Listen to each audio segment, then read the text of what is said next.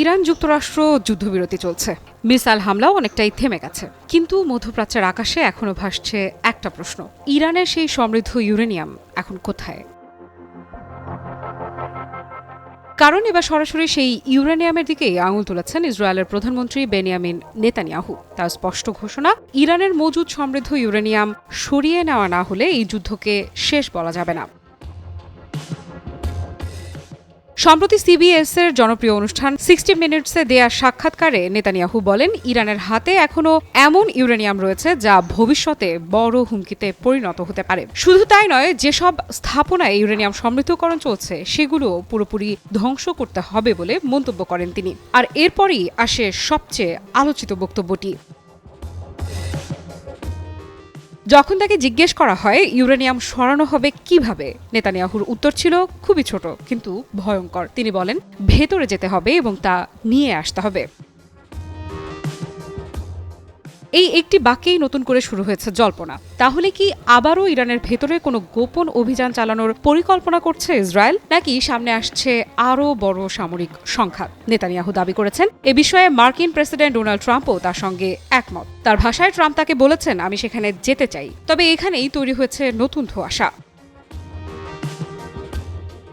কারণ ট্রাম্পের প্রকাশ্য বক্তব্য অনেকটাই ভিন্ন। তিনি বরাবরই বলে আসছেন, ইরানের পারমাণবিক কর্মসূচি অনেকাংশে নিয়ন্ত্রণে আনা হয়েছে এবং পরিস্থিতি এখন যুক্তরাষ্ট্রের নজরদারিতেই রয়েছে।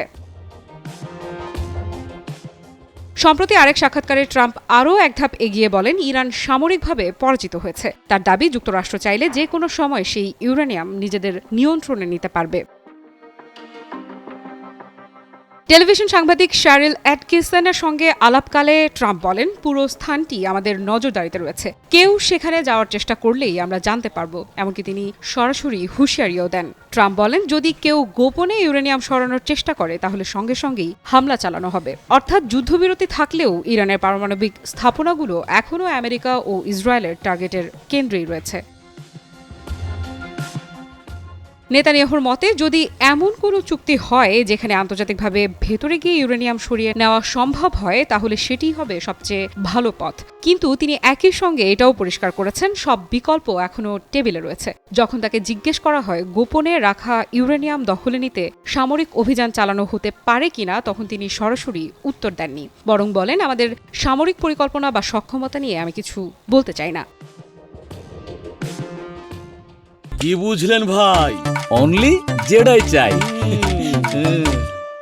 নেতানিয়াহু আরও দাবি করেছেন, যুদ্ধের অনেক লক্ষ্য এখনও পূরণ হয়নি। তার অভিযোগ, ইরান এখনও বিভিন্ন প্রক্সি গোষ্ঠীকে সমর্থন দিচ্ছে এবং ব্যালিস্টিক ক্ষেপণাস্ত্র তৈরির কাজ চালিয়ে যাচ্ছে। যদিও ইসরায়েল তাদের সক্ষমতার বড় অংশ ক্ষতিগ্রস্ত করেছে বলে দাবি করছে, তবুও নেতানিয়াহুর ভাষায় অনেক কিছু এখনও রয়ে গেছে, কাজ শেষ হয়নি। তবে কি ইরানের ইউরেনিয়াম ইস্যু মধ্যপ্রাচ্যে আরেক দফা যুদ্ধের কারণ হতে যাচ্ছে, নাকি পর্দার আড়ালে শুরু হয়ে গেছে আরও বড় কোনো গোপন অভিযান?